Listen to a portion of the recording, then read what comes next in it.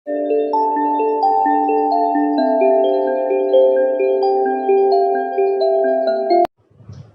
વિદ્યાર્થી મિત્રો, આપણે ગયા લેક્ચરમાં ચુંબકીય ડાયપોલને અક્ષ ઉપર, ચુંબકીય ડાયપોલની વિષુવરેખા ઉપર ચુંબકીય ક્ષેત્ર કઈ રીતે શોધી શકાય એની ચર્ચા કરેલી, બરાબર છે? પણ ધારી લો કે કોઈ બિંદુ એવું છે કે જે ચુંબકીય ડાયપોલને અક્ષ ઉપર પણ નથી અને એની વિષુવરેખા ઉપર પણ નથી, બરાબર છે? ટૂંકમાં અક્ષ અને વિષુવરેખા સિવાયના જે બિંદુ છે ત્યાં કોઈ બિંદુ આવેલું છે અને એ બિંદુ પાસે આપણને ચુંબકીય ક્ષેત્ર જોઈતું હોય તો એના માટેની આપણી થિયરી છે કે ચુંબકીય ડાયપોલના લીધે કોઈ પણ બિંદુ પાસે ચુંબકીય ક્ષેત્ર કઈ રીતે શોધી શકાય. આવો જ કિસ્સો આપણે વિદ્યુત ક્ષેત્રની થિયરીમાં પણ લીધેલો, બરાબર? કે ભાઈ વિદ્યુત ડાયપોલ હોય અને એના માટે એ ડાયપોલના લીધે આપેલા કોઈ પણ બિંદુ પાસે પરિણામી વિદ્યુત ક્ષેત્ર શોધવું હોય તો કઈ રીતે શોધી શકાય. એ જ વસ્તુ અહીંયા કંઈક કરવાની છે પણ ચુંબકીય ડાયપોલ માટે. તો અહીંયા ટૂંકમાં સમજજો. ધારી લો કે આપણી પાસે અહીંયા એક આવી ડાયપોલ છે, બરાબર? હું ડાયપોલ થોડી મોટી દર્શાવું છું. ચુંબક છે મીન્સ કે ડાયપોલ જ થઈ. આ એનો S છેડો અને આ એનો N છેડો. તો ડાયપોલ મોમેન્ટની દિશા ક્યાં હોય? S થી N તરફ હોય. એને હું અહીંયા ટૂંકમાં દર્શાવું છું. M સદિશ આ રીતે હોય, S થી N તરફ, બરાબર છે? આ છે એનું મધ્ય બિંદુ ડાયપોલનું. હવે ધારી લો કે આ મધ્ય બિંદુ એટલે એની અક્ષ થઈ ટૂંકમાં ડાયપોલની. S અને N ધ્રુવમાંથી પસાર થતી રેખા એટલે એને અક્ષ કહેવાય. આ વ્યાખ્યા આપણે આપી છે. અને ત્યાંથી ધારી લઈએ કે r જેટલા અંતરે આવેલા p બિંદુ પાસે, આ અંતર છે r જેટલા અંતરે, આ કેન્દ્ર O થી r જેટલા અંતરે આવેલા p બિંદુ પાસે આપણને ચુંબકીય ક્ષેત્ર જોઈએ છે. તો તમે જુઓ, આ p બિંદુ અક્ષ ઉપર પણ નથી અને વિષુવરેખા જે એક્ઝેક્ટ આપણે મિડલ પોઈન્ટ ઉપર લંબ રેખા લેતા હતા એના ઉપર પણ નથી. એ બંનેથી કંઈક અલગ જ બિંદુ છે. ધારી લો કે આ p બિંદુને જોડતી જે રેખા છે OP રેખા, એ ડાયપોલની અક્ષ સાથે સપોઝ આ θ ખૂણો બનાવે છે. કેટલો ખૂણો બનાવે છે? θ ખૂણો. તો આ p બિંદુ પાસે ચુંબકીય ક્ષેત્ર કઈ રીતે શોધી શકાય? તો એના માટે આપણે શું કરવાનું છે? તો જુઓ, ડાયપોલ મોમેન્ટની દિશા ક્યાં છે? S થી N તરફ છે. હવે આના બે ભાગ કરી દઈએ. કઈ રીતે ભાગ કરીશું જેથી એક ભાગ છે એ આ બિંદુની દિશામાં રહે, મતલબ કે r સદિશની દિશામાં, અને બીજો ભાગ છે એનો લંબ રૂપે રહે. ખ્યાલ આવે છે?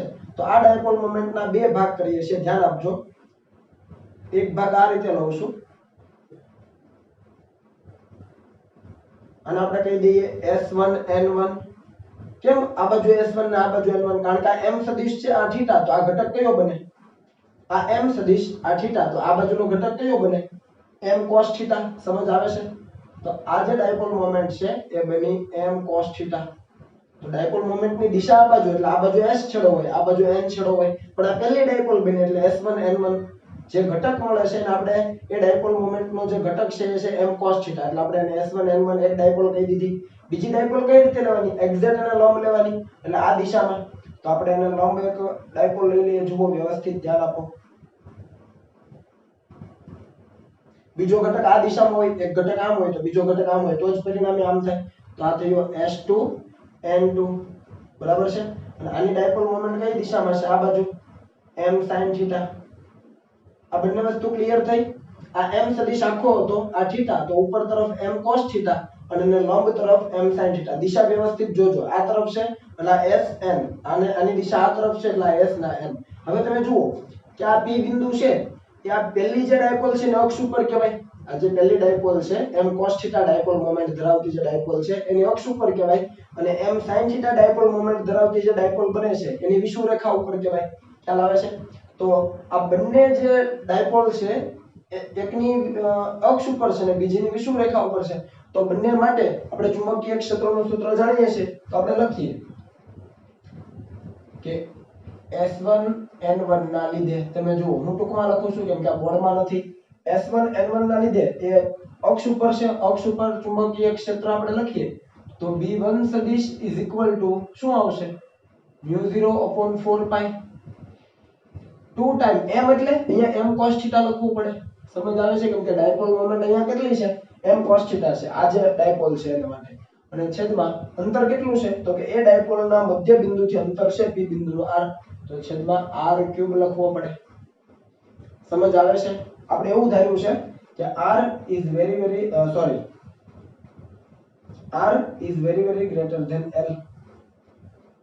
આપણે એવું ધારી લઈએ તો આ સૂત્ર લખી શકાય. બરાબર, એની દિશા ક્યાં હોય તો આપણને ખબર છે ડાયપોલ મોમેન્ટની દિશામાં, એટલે B1 સદિશ કઈ દિશામાં હશે? આ દિશામાં હશે. ક્લિયર છે? બરાબર છે. ચાલો પછી S2N2 ના લીધે, તો S2N2 ના લીધે S2N2 ડાયપોલ માટે જુઓ તો S2N2 ડાયપોલ માટે P બિંદુ છે એની વિષુવ રેખા ઉપર કહેવાય, તો આપણે લખીએ B2 સદિશ વિષુવ રેખા પરનું સૂત્ર આપણને ખબર છે μ0/4π, અહીંયા આવશે m, પણ m કયું? m sin θ, તો અહીંયા આવશે m sin θ divided by r3. એની દિશા કઈ બાજુ આવે તો આપણને ખબર છે જે બાજુ ડાયપોલ મોમેન્ટ હોય એનાથી વિરુદ્ધ દિશામાં, એટલે ડાયપોલ મોમેન્ટ અહીંયા આ રીતે છે તો એનાથી વિરુદ્ધ દિશામાં, એટલે આ બંને વસ્તુ તમને સમજાવવી જોઈએ જે આપણે કન્સેપ્ટ ભણ્યા હતા એ મુજબ. ક્લિયર છે આ બાબત? બરાબર, તો આ બંને ચુંબકીય ક્ષેત્ર આપણને મળી ગયા છે. તો પરિણામી ચુંબકીય ક્ષેત્ર કઈ રીતે લખાય તો આપણે લખીએ P બિંદુ પાસે પરિણામી ચુંબકીય ક્ષેત્ર B net is equal to વર્ગમૂળમાં B1 નો વર્ગ વત્તા B2 નો વર્ગ, ઘટકોના વર્ગોના સરવાળાનો વર્ગમૂળ. તો તમે જુઓ અહીંયા μ0/4π μ0/4π બરાબર છે, એ બહાર નીકળી જશે એટલે અહીંયા આવશે μ0/4π. હું ડાયરેક્ટ સ્ટેપ લખું છું. અહીંયા m છે r3 એ પણ બહાર આવી જાય, વર્ગ અને વર્ગમૂળ કેન્સલ થઈને, તો વર્ગમૂળમાં વધે શું તો આનો સ્ક્વેર કરશો એટલે અહીંયા વધશે 4 cos² θ વત્તા અહીંયા વધશે sin² θ. મેં સ્ટેપ કાપ્યા છે, તમે બંને જે ચુંબકીય ક્ષેત્ર છે એના વર્ગો કરીને સરવાળો કરીને પછી વર્ગમૂળ લેજો એટલે μ0/4π m/r3 કોમન, તો અહીંયા 4 cos² θ વત્તા sin² θ વધશે. હવે અહીંયા તમે જુઓ આ 4 cos² θ માંથી એક cos² θ અહીંયા આપી દો આની સાથે સરવાળામાં, આને લખાય 3 cos² θ વત્તા cos² θ વત્તા sin² θ. cos² θ વત્તા sin² θ 1 થાય તો આપણું સૂત્ર કંઈક આવું બની જાય μ0/4π m/r3, અને અહીંયા થશે 3 cos² θ પ્લસ 1. શાનો ઉપયોગ કરેલો છે અહીંયા? cos² θ વત્તા sin² θ. સોરી, અહીંયા મૂલ્ય લખવાનું છે દિશાને, તો આ મૂલ્ય થઈ ગયું.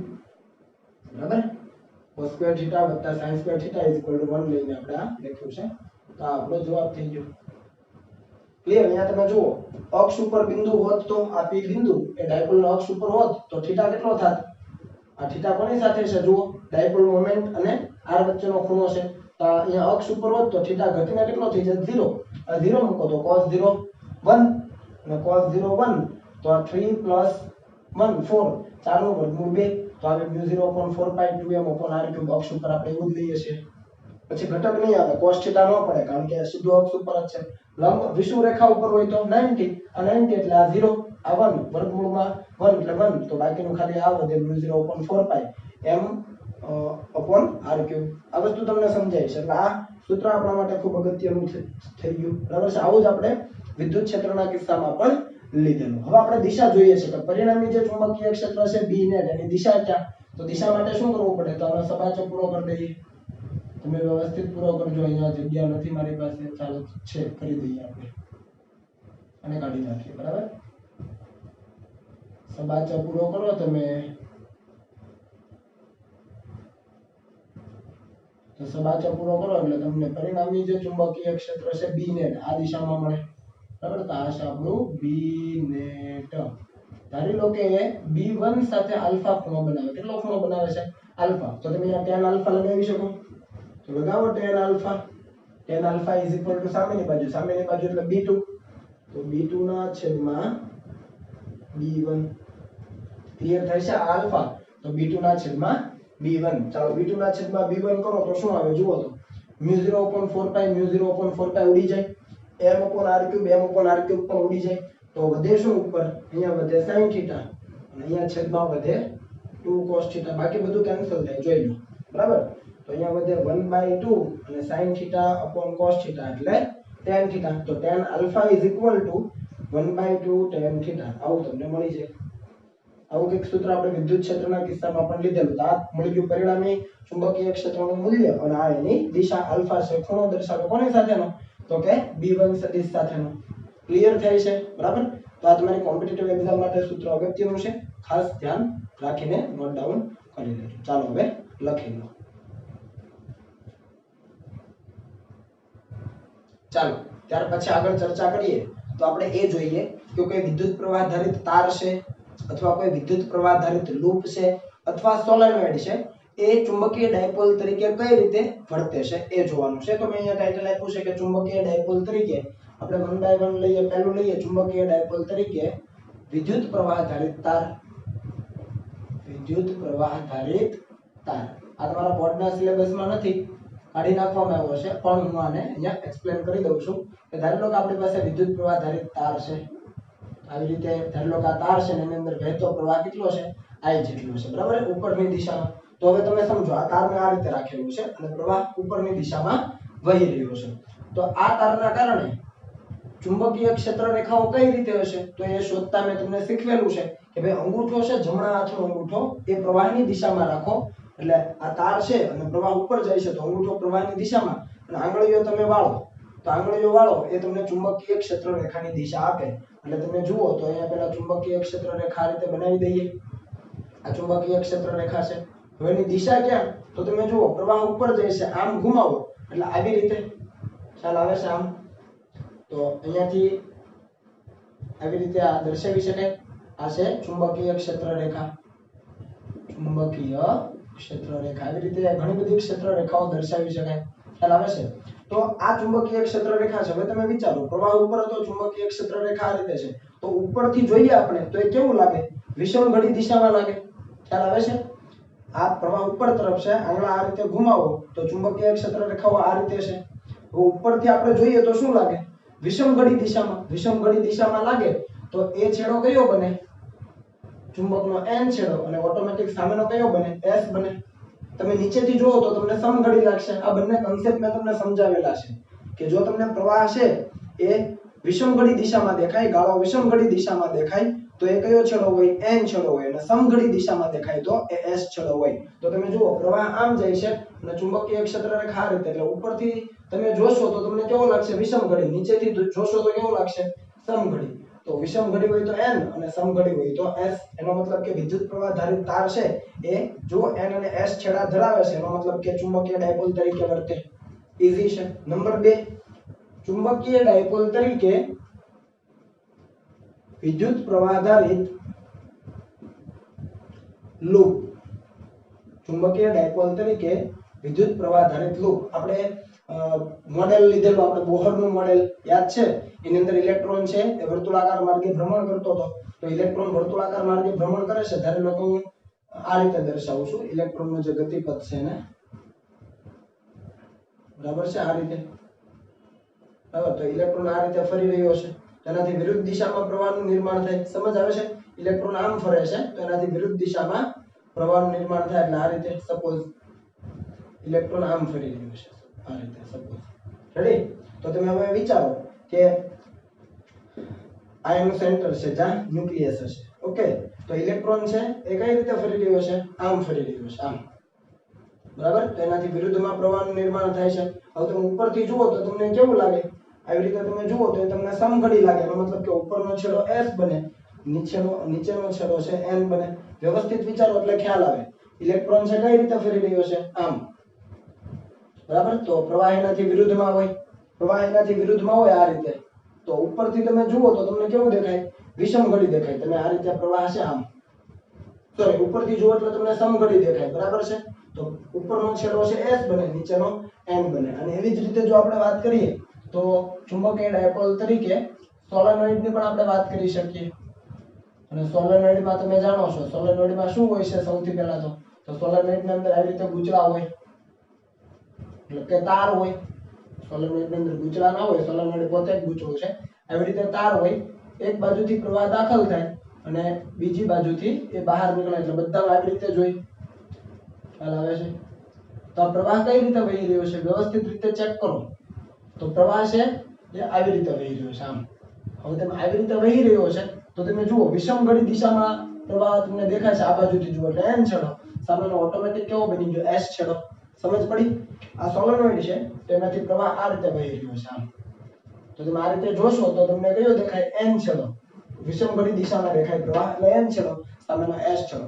ટૂંકમાં વિદ્યુત પ્રવાહ આધારિત તાર હોય, વિદ્યુત પ્રવાહ આધારિત લૂપ હોય કે વિદ્યુત પ્રવાહ આધારિત સોલેનોઇડ હોય, બરાબર, જેની અંદરથી વિદ્યુત પ્રવાહ વહેતો હોય છે ત્યારે પોતે n અને s ધ્રુવ ધારણ કરી લેશે. એનો મતલબ કે ગજ્યો ચુંબક જેવું વર્તન કરતા હશે અથવા ચુંબકીય ડાયપોલ તરીકે વર્તતા હશે તો એની ચુંબકીય ક્ષેત્ર રેખાઓ કેવી હશે? જેવી ગજ્યા ચુંબકની હોય એવી જ હશે. બરાબર? આ બાબતની જાણકારી તમને ટેક્સ્ટ બુકની અંદર પેજ નંબર 176 ઉપર આપેલી છે. ક્યાં આપેલી છે? આ સોલેનોઇડ માટે પેજ નંબર 176 ઉપર આપેલી છે, એને તમે જોઈ શકો. બીજી એક બાબત કે આ સોલેનોઇડનો અક્ષ છે. આ સોલેનોઇડના અક્ષ ઉપર ચુંબકીય ક્ષેત્રનું સૂત્ર જોઈતું હોય તો સોલેનોઇડના અક્ષ ઉપર ચુંબકીય ક્ષેત્રનું સૂત્ર કોના જેવું છે? તો કે જેવું આપણે ગજ્યો ચુંબક માટે લઈએ છીએ અક્ષ ઉપર એના જ જેવું. ખૂબ દૂરના અંતરની વાત કરું છું.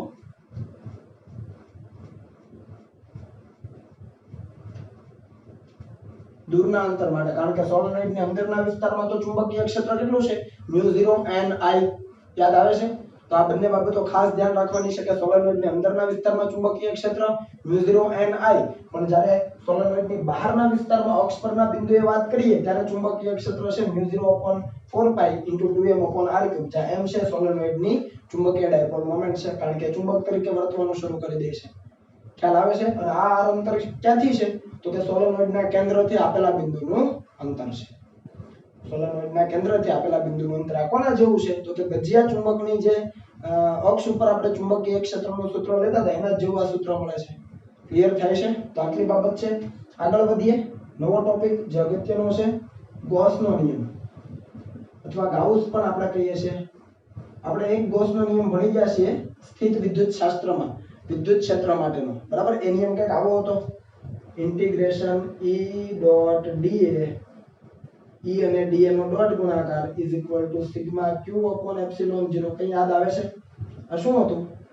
વિદ્યુત ક્ષેત્ર માટેનો ગાઉસનો નિયમ હતો. વિદ્યુત ક્ષેત્રનું કોઈ બંધ પૃષ્ઠ પરનું પૃષ્ઠ સંકલન એટલે એ બંધ પૃષ્ઠ વડે ઘેરાયેલા વિદ્યુત ભારોનો બેઝિક સરવાળો અને એપ્સિલોન 0 નો ગુણોત્તર. ફરીથી રિપીટ કરું છું. વિદ્યુત ક્ષેત્ર માટેનું તો કે વિદ્યુત ક્ષેત્રનું બંધ પૃષ્ઠ પરનું પૃષ્ઠ સંકલન એટલે એ બંધ પૃષ્ઠ વડે ઘેરાતો જે વિદ્યુત ભાર છે એ, અને એપ્સિલોન 0 એટલે કે શૂન્યાવકાશની પરમિટિવિટીનો ગુણોત્તર. આ તો વિદ્યુત ક્ષેત્ર માટેનો ગાઉસનો નિયમ અથવા સ્થિત વિદ્યુત માટેનો ગાઉસનો નિયમ. અને આ સિગ્મા q શું હતું? તો કે સિગ્મા q હતું બંધ પૃષ્ઠ વડે ઘેરાતો વિદ્યુત ભાર અથવા એનો બેઝિક સરવાળો. બંધ પૃષ્ઠ વડે ઘેરાતો જે વિદ્યુત ભાર છે એનો બેઝિક સરવાળો. તો અહીંયા તમે જુઓ કે ભાઈ જો બંધ પૃષ્ઠની અંદર આપણે વિદ્યુત ડાયપોલ લઈએ, ધારો કે આવી રીતે કોઈ બંધ પૃષ્ઠ છે આવી રીતે સપોઝ, અને એની અંદર હું એક વિદ્યુત ડાયપોલ મૂકી દઉં. આ -q, આ +q. બરાબર? આ વિદ્યુત ડાયપોલ મૂકી દીધી. તો આ બંધ પૃષ્ઠ સાથે સંકળાયેલું ફ્લક્સ કેટલું? તો આને જ આપણે ફ્લક્સ કહેતા હતા, તો આને જ આપણે phi પણ કહી શકીએ. પણ phi e કેમ કે વિદ્યુત ક્ષેત્ર માટે છે તો હવે આપણે સિમ્બોલ અલગ લખીશું. phi e ઇલેક્ટ્રિક ફ્લક્સ એટલે કે વિદ્યુત ફ્લક્સ. ખ્યાલ આવે છે ને? આવું આપણે લીધેલું ફ્લક્સ માટેનું. ગાઉસનો નિયમ આવો જ હતો. બરાબર? આ જ ગાઉસનો નિયમ હતો. તો આ ફ્લક્સ છે, એટલે ફ્લક્સ શોધવું હોય તો બંધ પૃષ્ઠ વડે ઘેરાતો વિદ્યુત ભાર છે બેઝિક સરવાળો અને એપ્સિલોન 0 નો ગુણોત્તર લ્યો. ચાલો બંધ પૃષ્ઠ વડે ધારી લો કે ડાયપોલ છે, ડાયપોલ ઘેરાય છે અથવા ડાયપોલ પરનો વિદ્યુત ભાર ઘેરાય છે, અથવા બીજા શબ્દોમાં કહીએ તો બંધ પૃષ્ઠની અંદર ડાયપોલ મૂકી છે. હવે ડાયપોલ મૂકી હોય તો બેઝિક સરવાળો કેટલો થઈ ગયો? Sigma q. તો આપણને ખબર પડે કે સિગ્મા q શૂન્ય થઈ ગયો એટલે ફ્લક્સ કેટલું થઈ ગયું? શૂન્ય થઈ ગયું. અથવા આપણે કહી શકીએ કે વિદ્યુત ક્ષેત્રનું બંધ પૃષ્ઠ પરનું જે પૃષ્ઠ સંકલન છે કેવું થઈ ગયું? શૂન્ય થઈ ગયું. ખ્યાલ આવે છે? બંધ પૃષ્ઠની અંદર જો ડાયપોલ હોય તો આ જે ફ્લક્સ છે કેવું થઈ જાય છે? શૂન્ય થઈ જાય છે. ઓકે. કોઈ સિંગલ વિદ્યુત ભાર હોય, ધારો કે ધન વીજભાર હોય તો શું આવે? તો કે ખાલી q ના છેદમાં એપ્સિલોન 0. ખાલી ઋણ વીજભાર હોય બંધ પૃષ્ઠની અંદર તો -q ના છેદમાં એપ્સિલોન 0. μ0 નહીં પણ એપ્સિલોન 0. પ્લસ હોય તો +q ના છેદમાં એપ્સિલોન 0, અને જો માઈનસ હોય તો -q ના છેદમાં એપ્સિલોન 0. પણ જ્યારે વિદ્યુત ડાયપોલ આખી જ હાજર છે ત્યારે ડાયપોલનો પરિણામી વિદ્યુત ભાર કેવો થઈ ગયો? શૂન્ય. એટલે બંધ પૃષ્ઠ વડે ઘેરાતો વિદ્યુત ભાર શૂન્ય. વિદ્યુત ભાર શૂન્ય એટલે ગુણોત્તર શૂન્ય, તો ફ્લક્સ થઈ ગયું શૂન્ય. ખ્યાલ આવે છે? આવી જ બાબત આપણે ચુંબકીય ક્ષેત્ર માટે લખી શકીએ તો એ લખીએ, પણ એ પહેલા આટલું કોપી કરી લો. ચાલો. ઓકે, ચાલો ડન.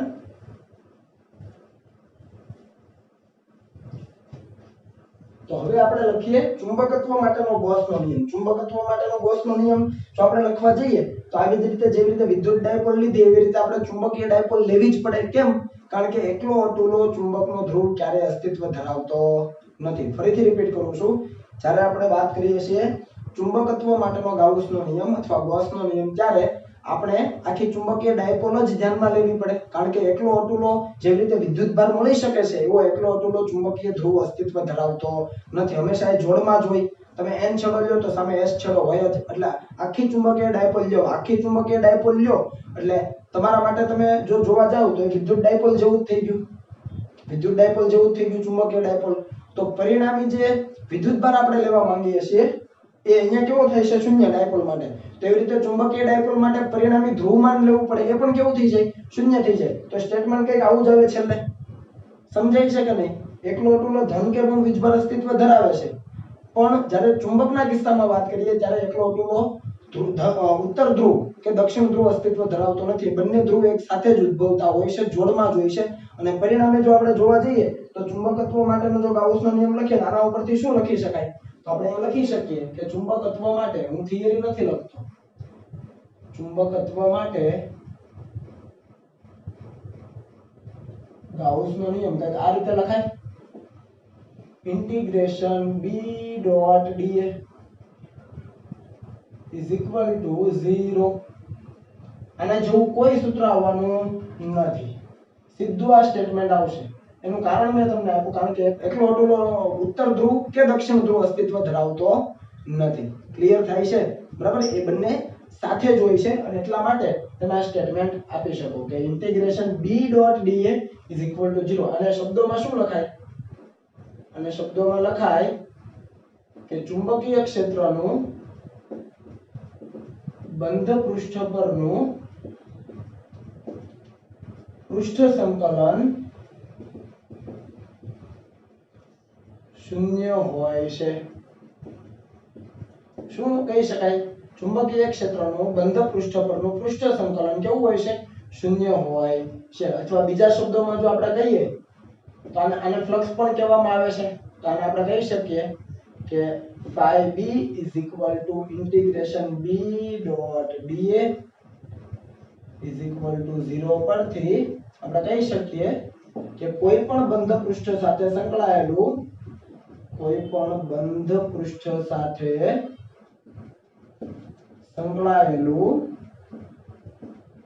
ચુંબકીય ફ્લક્સ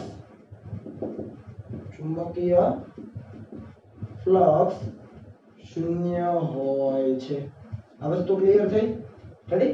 જેવું આપણે વિદ્યુત ક્ષેત્રના કિસ્સામાં ડાયપોલ માટે કહી શકીએ એવું જ આપણે અહીંયા ચુંબકીય ક્ષેત્રના કિસ્સામાં કહી શકીએ ચુંબકીય ક્ષેત્રનું બંધ પૃષ્ઠ પરનું પૃષ્ઠ સંકલન શૂન્ય હોય છે. અથવા એને જ આપણે ફ્લક્સ કહીએ છીએ, ચુંબકીય ફ્લક્સ. તો કોઈ પણ બંધ પૃષ્ઠ સાથે સંકળાયેલું ચુંબકીય ફ્લક્સ શૂન્ય હોય છે. આનો મતલબ શું થયો? તો કે ધારી લો કે તમારી પાસે કોઈ બંધ પૃષ્ઠ આવું છે, બરાબર છે? તો એની અંદર જેટલી ચુંબકીય ક્ષેત્ર રેખાઓ દાખલ થતી હશે ને એટલી બહાર નીકળજો. આ રીતે જેટલી ચુંબકીય ક્ષેત્ર રેખાઓ દાખલ થાય એટલી ચુંબકીય ક્ષેત્ર રેખાઓ બહાર નીકળવી જોઈએ. એટલે જેટલી દાખલ થાય છે એટલી જો બહાર નીકળે એનો મતલબ કે પરિણામી કેવું થઈ ગયું? શૂન્ય થઈ ગયું. એટલે ફ્લક્સ કેવું થઈ ગયું? શૂન્ય થઈ ગયું. ખ્યાલ આવે છે? તો આ પ્રમાણે તમારે સમજવાનું થાય. આ થઈ b ની દિશા. તમે આના માટે dA ની દિશા લ્યો તો તમને dA ની દિશા કંઈક અલગ રીતે મળે. ધારો કે dA તમને આ રીતે મળે છે. આ થયો બંને વચ્ચેનો ખૂણો થીટા. ક્લિયર? તો તમે આવી રીતે દરેક બિંદુ પાસે b dot dA b dot dA b dot dA લો ડોટ ગુણાકાર કરતા કરતા તો તમને પરિણામી જે ફ્લક્સ મળશે કેવું મળશે? શૂન્ય મળી જશે. એ બાબત પણ તમને ટેક્સ્ટ બુક ની અંદર આપેલી છે, એને વ્યવસ્થિત તમે રિવ્યુ કરી લેજો.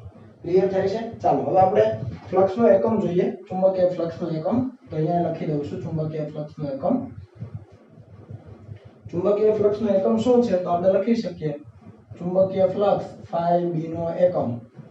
જો વિદ્યુત ફ્લક્સ અને ચુંબકીય ફ્લક્સ સરખા નથી હો, છે ફ્લક્સ જ પણ એકમ વાઇઝ એ અલગ અલગ છે. જોજો ચુંબકીય ફ્લક્સનો એકમ આના ઉપરથી તમે જુઓ શું થાય?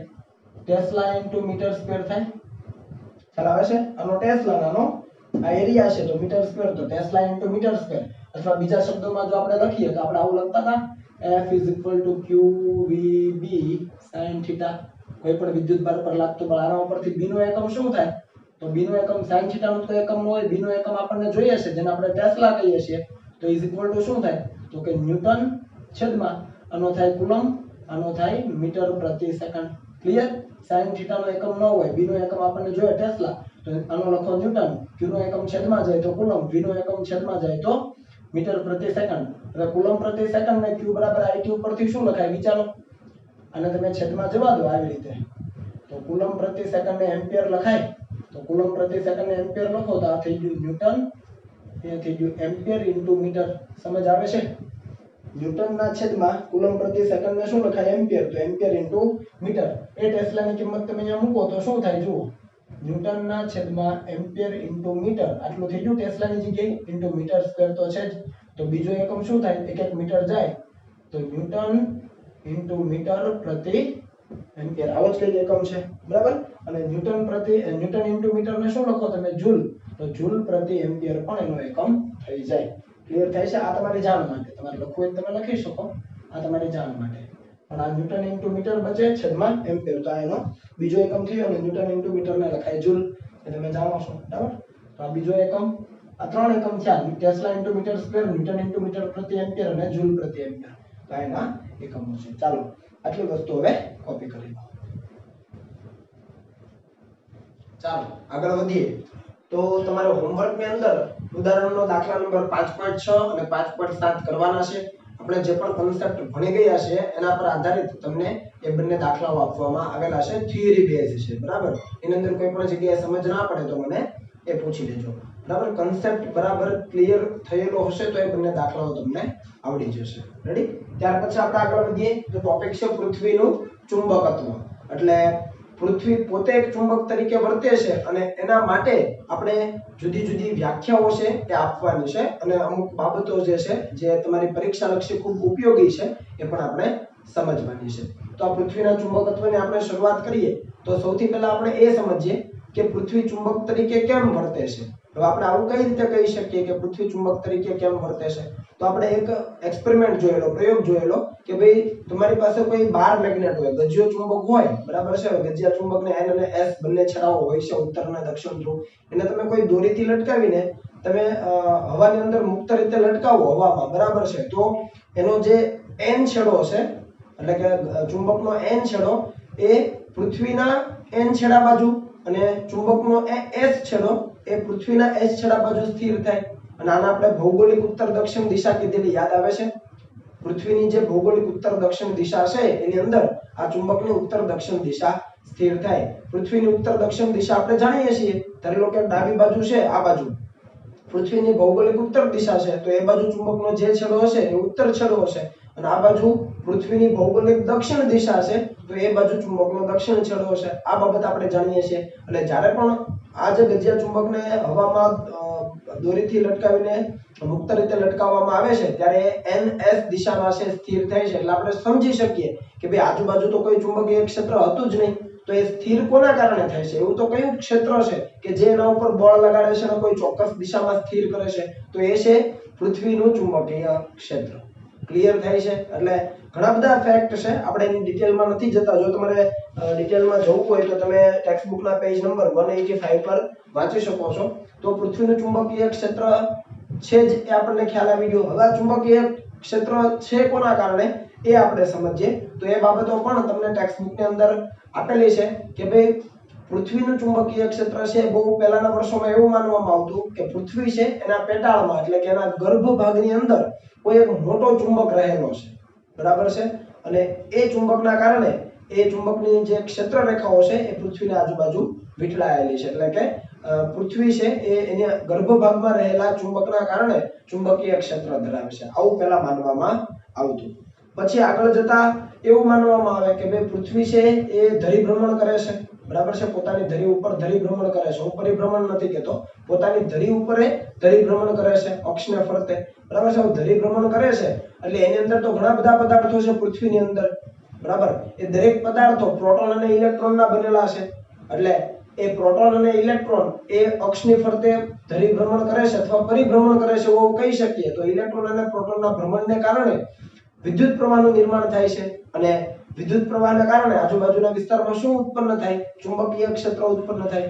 તો એ પ્રોટોન અને ઇલેક્ટ્રોન જેવા વિદ્યુત ભારિત કણોના ભ્રમણને કારણે ઉત્પન્ન થતા જે પ્રવાહો છે એ પ્રવાહોની અસરના કારણે ચુંબક છે એ ચુંબકીય ક્ષેત્ર ધરાવે છે એવું પણ માનવામાં આવતું. ત્યાર પછી વૈજ્ઞાનિકો થોડા એડવાન્સ થયા, શોધખોળો થતી ગઈ અને એવું માનવા માંડ્યા કે ભાઈ પૃથ્વી છે એનું જે વાતાવરણ છે એ વાતાવરણની બહારથી જે કોસ્મિક કિરણો આવે છે, કોસ્મિક કિરણોના કારણે વાતાવરણમાં રહેલા જે વાયુઓ છે એનું આયનીકરણ થાય છે. ફરીથી રિપીટ કરું છું, પૃથ્વીનું જે વાતાવરણ છે એ વાતાવરણમાં આવતા જે કોસ્મિક કિરણો છે, કેમ કે પૃથ્વી ઉપર ઘણા બધા કિરણો આવે છે, બરાબર છે, પારજાંબલી, પારરક્ત, કોસ્મિક કિરણો બધા જ. તો જે કોસ્મિક કિરણો આવે છે એ કોસ્મિક કિરણો એ વાતાવરણમાં રહેલા જે વાયુઓ છે એ વાયુઓનું આયનીકરણ કરે છે અને આ આયનીકરણ થવાને કારણે એની જે ગતિ થાય છે, કેમ કે આયનો હવે ગેસ છે શેમાં રૂપાંતરિત થઈ ગયો? આયનમાં. અને આયન જ્યારે ગતિ કરે છે, પૃથ્વી પરિભ્રમણ કરે એટલે એની સાથે એના હવાના અવરોધને કારણે આયનો પણ ગતિ કરતા હશે. તો આયનોની ગતિના કારણે વિદ્યુત પ્રવાહનું નિર્માણ થાય અને એ વિદ્યુત પ્રવાહોની અસરના કારણે ચુંબકીય ક્ષેત્ર ઉત્પન્ન થાય છે. બરાબર. તો આ પણ એક માન્યતા હતી. અને હવે એવું માનવામાં આવે છે કે ભાઈ પૃથ્વીનો જે ગર્ભ ભાગ છે એ પૃથ્વીના ગર્ભ ભાગમાં લોખંડ અને નિકલ જેવી ધાતુઓ છે રહેલી છે. પણ આપણને ખબર છે કે ગર્ભ ભાગ છે પ્રવાહી છે અને એનું તાપમાન ઘણું બધું ઊંચું છે.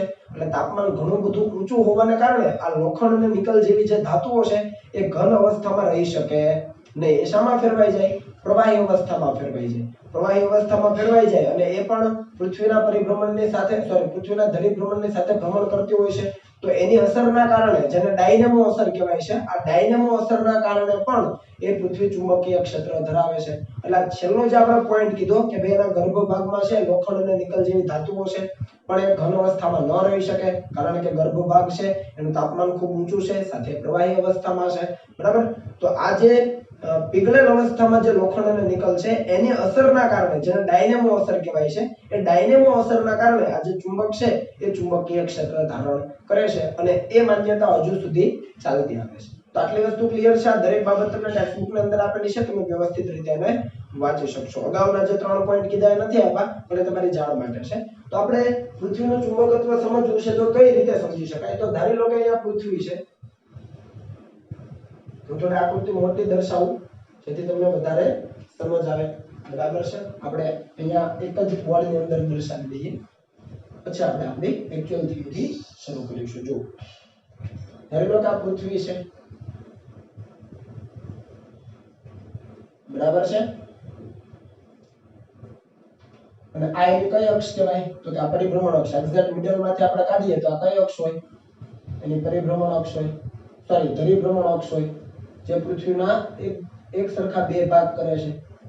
બરાબર. પૃથ્વી આ રીતે ફરી રહી છે, બરાબર, ઓમેગા જેટલા કોણીય વેગથી. આટલી વસ્તુ ક્લિયર છે? ચાલો, એટલે બે એક સરખા ભાગ થાય એ રીતે તમે અક્ષ કાઢજો. આ છેડો છે એનો ઉત્તર ધ્રુવ, એટલે હું લખું છું NG, ભૌગોલિક ઉત્તર ધ્રુવ, અને આને કહેવામાં આવે છે એનો ભૌગોલિક દક્ષિણ ધ્રુવ.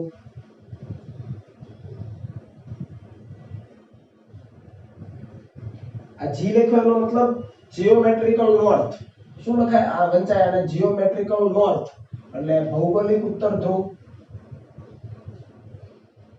જો આને ખાસ સમજજો, કારણ કે દરેક બુકની અંદર છે એ માહિતી અલગ અલગ આપેલી છે, કન્ફ્યુઝ ન થતા.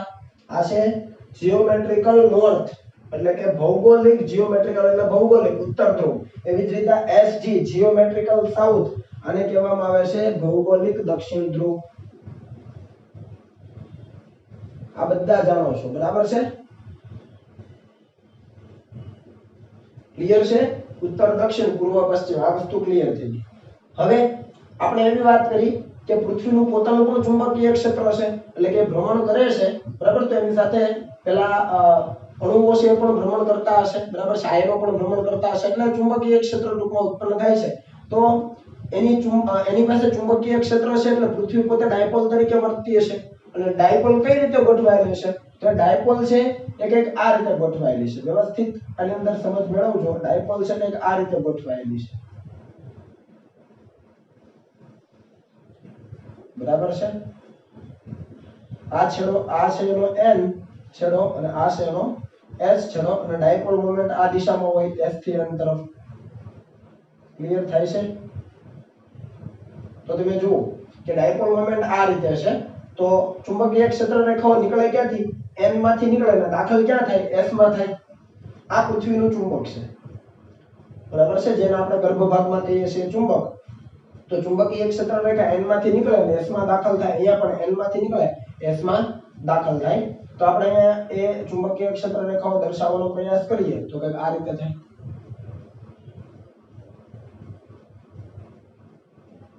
બરાબર છે? ઘણી બધી ચુંબકીય ક્ષેત્ર રેખાઓ તમે દર્શાવી શકો. હું અહીંયા 3 દર્શાવું છું.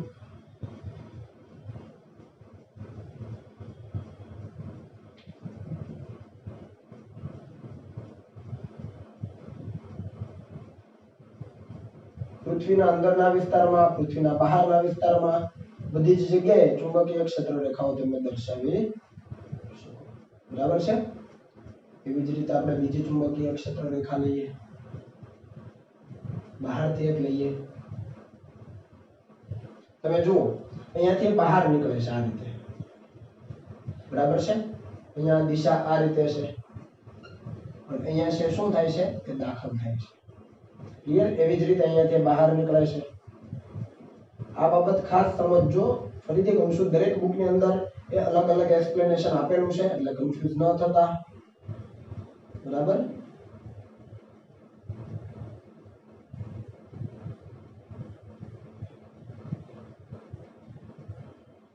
તમે થોડી આકૃતિ વ્યવસ્થિત બનાવી દેજો. સોરી, ઉપર તરફ એરો કરવાનો છે.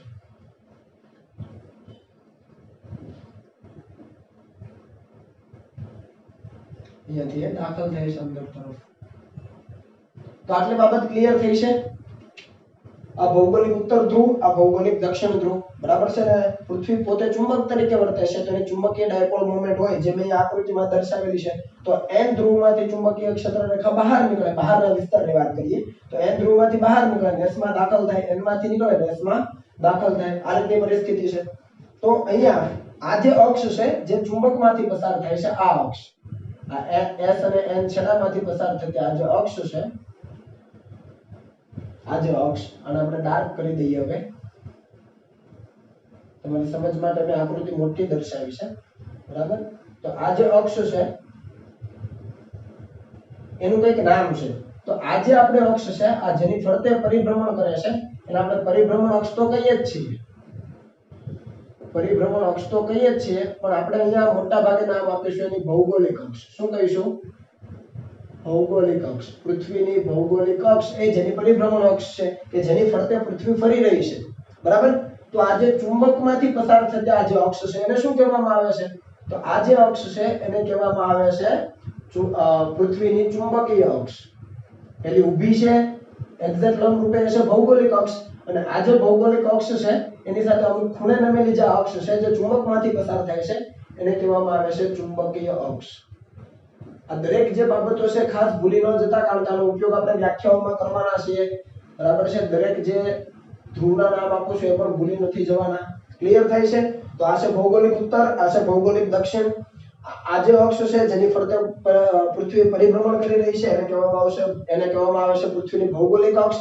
અને એનાથી અમુક ખૂણે જે અક્ષ રહેલી છે જે ચુંબકની અક્ષ છે, પૃથ્વીના ચુંબકની, એને કહેવામાં આવે છે ચુંબકીય અક્ષ. હવે પૃથ્વી પરનું જે આ બિંદુ છે એને કહેવામાં આવે છે NM, એટલે કે ચુંબકીય ઉત્તર. ભૌગોલિક ઉત્તરની બાજુમાં જ છે ચુંબકીય ઉત્તર, એટલે ભૂલ ન થાય. આને કહેવામાં આવે છે ચુંબકીય ઉત્તર ધ્રુવ. ક્લિયર? એટલે જ મેં લખ્યું છે NM, મેગ્નેટિક નોર્થ પોલ. શું લીધું છે? Magnetic north pole. અને એક્ઝેક્ટ એની સામેનો જે છેડો છે પૃથ્વી પરનું બિંદુ, એને શું કીધું છે? તો એને નામ અપાય SM, એટલે આને લખાય ચુંબકીય દક્ષિણ ધ્રુવ. ચુંબકીય દક્ષિણ ધ્રુવ. તો આટલી બાબતો ખાસ તમારે સમજવાની છે કે ભાઈ ભૌગોલિક ઉત્તર ધ્રુવ છે એ તો તમને ખ્યાલ આવે જ, N અને S.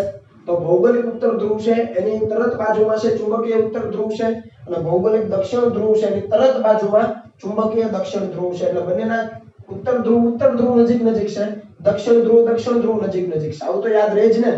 પછી તમને આ યાદ રહી જાય. કોઈ પણ એક રીતે યાદ રાખવાનું. બધું યાદ રાખવા જશો તો લોચો થશે. એટલે આ તો તમને યાદ રહે જ. ભૌગોલિક ઉત્તર અને ભૌગોલિક દક્ષિણ એને પહેલા યાદ રાખી લો. અને એની બાજુમાં છે એ ચુંબકીય ઉત્તર અને આ બાજુ જઈએ તો ચુંબકીય દક્ષિણ. બરાબર. તો આજે ભૌગોલિક અક્ષ અને ચુંબકીય અક્ષ એમના વચ્ચેનો આ જે ખૂણો બને છે, હવે આખી આપણે લાઈન કરી દઈએ કમ્પ્લીટ પહેલા. બરાબર. ચાલો, તો આ ભૌગોલિક અક્ષ અને આ જે ચુંબકીય અક્ષ છે એમના વચ્ચેનો જે આ ખૂણો બને છે, આ ખૂણો એ થીટા આપણે કહીએ તો એ થીટાની વેલ્યુ આટલી છે. થીટાની રેન્જ છે 10 ડિગ્રી થી 20 ડિગ્રીની, પણ હાલમાં એ થીટાની વેલ્યુ છે લગભગ 11 ડિગ્રી અને એ સમય સાથે ફરતી રહે છે. એ કોઈ ચોક્કસ મૂલ્ય રહેતું નથી. આ થીટા કોની વચ્ચેનો ખૂણો છે? તો કે ભૌગોલિક અક્ષ અને ચુંબકીય અક્ષ વચ્ચેનો જે ખૂણો છે એ ખૂણો થીટા તરીકે જો આપણે દર્શાવીએ તો એની રેન્જ છે 10 ડિગ્રી થી 20 ડિગ્રી અને હાલમાં એ લગભગ 11 ડિગ્રી જેટલો છે. મેં તમને કીધું એમ એ સમય સાથે એનું મૂલ્ય બદલાતું રહેશે. એ અમુક પરિબળો ઉપર આધારિત છે. કયા પરિબળો એની ચિંતા કરવાની આપણે જરૂર નથી. બરાબર છે. તો આટલી વસ્તુ યાદ રાખો. અને આ ભૌગોલિક અક્ષ અને ચુંબકીય અક્ષ વચ્ચેનો આ જે ખૂણો છે એને કહેવામાં આવે છે ડીપ એંગલ. શું કહેવામાં આવે છે? Deep angle. આના વિશે આપણે આગળ પણ ભણીશું. ડીપ એંગલ કહેવામાં આવે છે. આના વિશે આપણે આગળ ડિટેલમાં પણ ચર્ચા કરીશું. પણ આટલી બાબતો તમે અત્યારે નોટ ડાઉન કરી લો અને યાદ રાખવાની છે. ઓકે, ચાલો. ત્યાર પછી પૃથ્વીના ચુંબકત્વ સાથે સંકળાયેલી થોડી વ્યાખ્યાઓ જોઈ લઈએ. ઓલરેડી બે વ્યાખ્યા મેં તમને કીધી છે. એ વ્યાખ્યાઓ ફરીથી અહીંયા જોઈ લઈએ. તો સૌપ્રથમ હું અહીંયા પૃથ્વીને દર્શાવી દઉં છું. બરાબર છે. અને આ પૃથ્વી છે. એના બે એક સરખા ભાગ એટલે આ એની છે ભૌગોલિક અક્ષ છે. હવે હું ચુંબકીય ક્ષેત્ર રેખાઓ દર્શાવતો નથી. હવે તમને ખ્યાલ છે. આપણે જે વ્યાખ્યા સમજવી છે એ આ કયો ધ્રુવ હતો? ભૌગોલિક ઉત્તર ધ્રુવ. આ કયો ધ્રુવ છે? ભૌગોલિક દક્ષિણ ધ્રુવ. તો આટલી વસ્તુ ક્લિયર છે. બરાબર છે. અને આ એનું કેન્દ્ર આપણે કહીએ પૃથ્વીનું. તો ત્યાંથી પસાર થતી એક બીજી આપણે લાઈન લીધેલી, રેખા લીધેલી અને એ આપણે કીધેલી અને આપણે કીધેલું આ કેન્દ્ર છે. આને આપણે કીધેલો ચુંબકીય ઉત્તર ધ્રુવ અને આ હતો ચુંબકીય દક્ષિણ ધ્રુવ. બરાબર છે. જો એવું નહીં સમજતા કે અહીંયા ઉત્તર છે અને અહીંયા દક્ષિણ છે એટલે ક્ષેત્ર રેખા અહીંયાથી નીકળીને અહીંયા દાખલ થતી હશે, એવું નથી. ખ્યાલ આવે છે? આ પૃથ્વીની સપાટી પરના બિંદુ છે જેને આપણે ચુંબકીય ઉત્તર અને ચુંબકીય દક્ષિણ કહીએ છીએ. બાકી ક્ષેત્ર રેખા કઈ રીતે છે? અહીંયાથી નીકળે ને આમ જ દાખલ થાય. અહીંયાથી નીકળે ને આમ જ દાખલ થાય. એવું તમે કહી શકો કે ચુંબકીય ક્ષેત્ર રેખા છે એ ભૌગોલિક દક્ષિણમાંથી નીકળીને ભૌગોલિક ઉત્તરમાં દાખલ થાય છે. શું કહી શકાય? પૃથ્વીની ચુંબકીય ક્ષેત્ર રેખાઓ એ ભૌગોલિક દક્ષિણમાંથી નીકળીને ભૌગોલિક ઉત્તરમાં દાખલ થાય છે. એક્ઝેક્ટ ભૌગોલિક ઉત્તરમાં દાખલ નથી થતી અને એક્ઝેક્ટ ભૌગોલિક દક્ષિણમાંથી નીકળતી પણ નથી, પણ આપણે એવું કહી શકીએ. બરાબર, સમજ માટે. અને આ ખૂણો જે હતો એ આપણે કીધેલો અત્યારે હું લખું છું 11 ડિગ્રી. બરાબર છે. કેમ કે હાલમાં જે ખૂણો છે 11 ડિગ્રી. દાખલામાં તમને અલગ અલગ આપેલો હોઈ શકે. જ્યારે દાખલાઓ કરીશું અને આના રિલેટેડ બીજી થિયરી આપણે જોઈશું ત્યારે હું તમને યાદ અપાવીશ કે આ ખૂણો છે અલગ અલગ તમને દાખલાની અંદર આપેલો હોઈ શકે. પણ આટલું સમજો કે આ ભૌગોલિક ઉત્તર, ભૌગોલિક દક્ષિણ, ચુંબકીય ઉત્તર, ચુંબકીય દક્ષિણ અને એમની વચ્ચેનો ખૂણો છે એ 11 ડિગ્રી છે. બરાબર. આને આપણે શું કીધેલું? તો આને આપણે કીધેલું ભૌગોલિક અક્ષ. ભૌગોલિક અક્ષ. આને આપણે શું કીધેલું? ચુંબકીય અક્ષ. બરાબર છે. તો સૌથી પહેલા ભૌગોલિક અક્ષ અને ચુંબકીય અક્ષને આપણે વ્યાખ્યા આપી દઈએ. તો પહેલી લઈએ ભૌગોલિક અક્ષ. ભૌગોલિક અક્ષ એટલે શું? તો ભૌગોલિક અક્ષ એટલે પૃથ્વીના ભૌગોલિક ઉત્તર ધ્રુવ અને ભૌગોલિક દક્ષિણ ધ્રુવમાંથી પસાર થતી સીધી રેખા એટલે ભૌગોલિક અક્ષ. લખીએ અહીંયા પૃથ્વીના ભૌગોલિક ઉત્તર ધ્રુવ અને ભૌગોલિક દક્ષિણ ધ્રુવમાંથી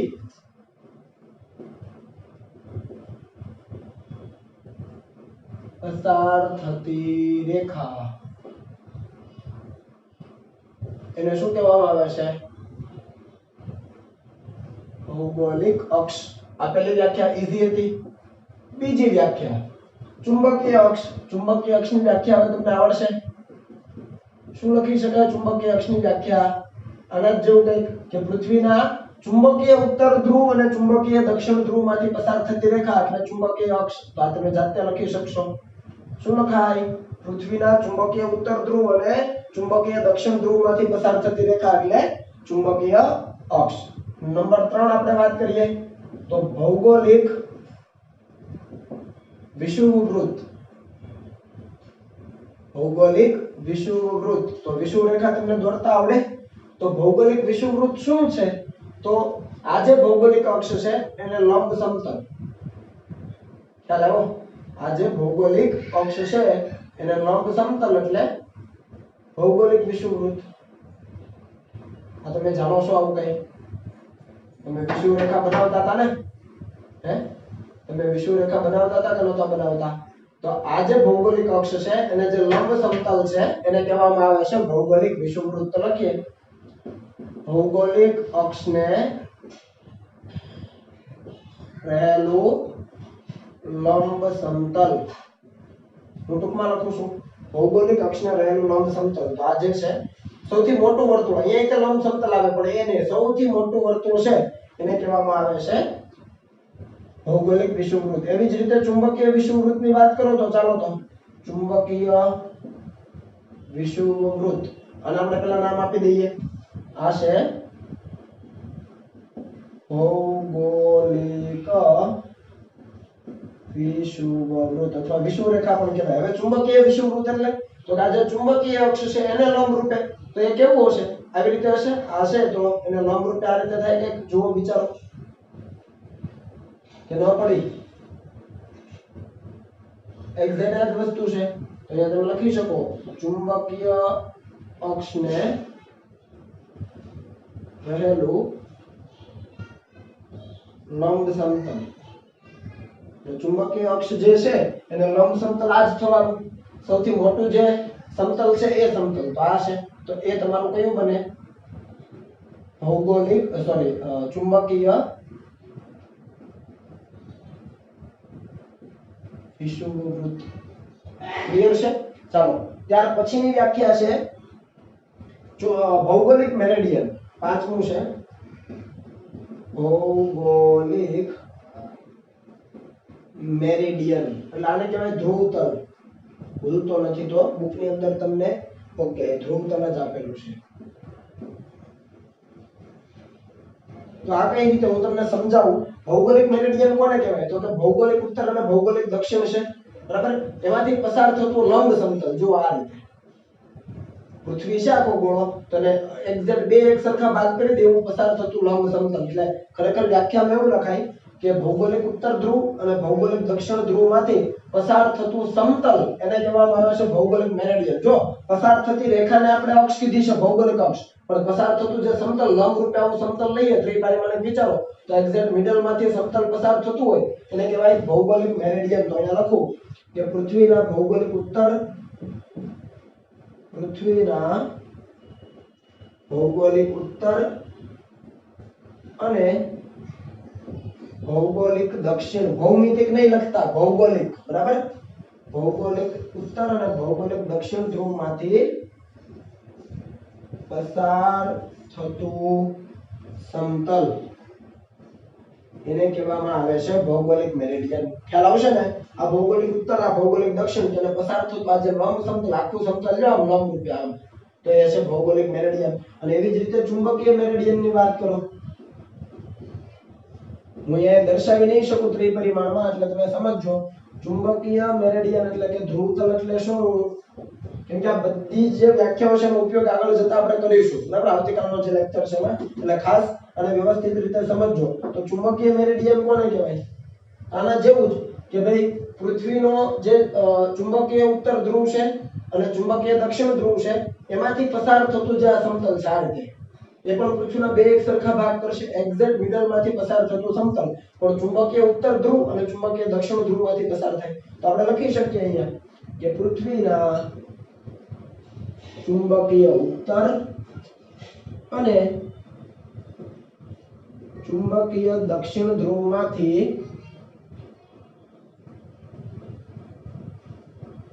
પસાર થતું સમતલ એટલે શું?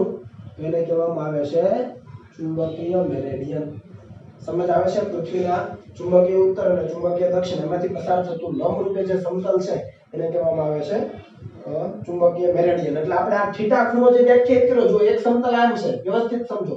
એટલે એક સમતલ આમ છે અને બીજું સમતલ આમ છે, તેમની વચ્ચેનો ખૂણો છે આ કંઈક આવી રીતે સમતલ છે, એક આમ ઊભું છે આમ, બરાબર છે આવી રીતે, અને બીજું આમ ત્રાંસું છે, એમની વચ્ચેનો આ જે ખૂણો બચે છે એ 11 ડિગ્રી છે. એટલે આપણે એવું પણ કહી શકીએ કે ભૌગોલિક મેરેડિયન અને ચુંબકીય મેરેડિયન વચ્ચેનો જે ખૂણો છે એને આપણે શું કહી શકીએ? ડીપ એંગલ, અથવા આપણે કીધું ભૌગોલિક અક્ષ અને ચુંબકીય અક્ષ. ભૌગોલિક અક્ષ અને ચુંબકીય અક્ષ એમની વચ્ચેનો ખૂણો છે એને પણ આપણે ડીપ એંગલ કીધો. સિમ્પલ છે. અને તમારે લખો તમે લખી શકો ડીપ એંગલ. બરાબર છે? તો આ વસ્તુ ભૂલવાની નથી. એટલે ડીપ એંગલના બંને રીતે વ્યાખ્યાયિત કરાય.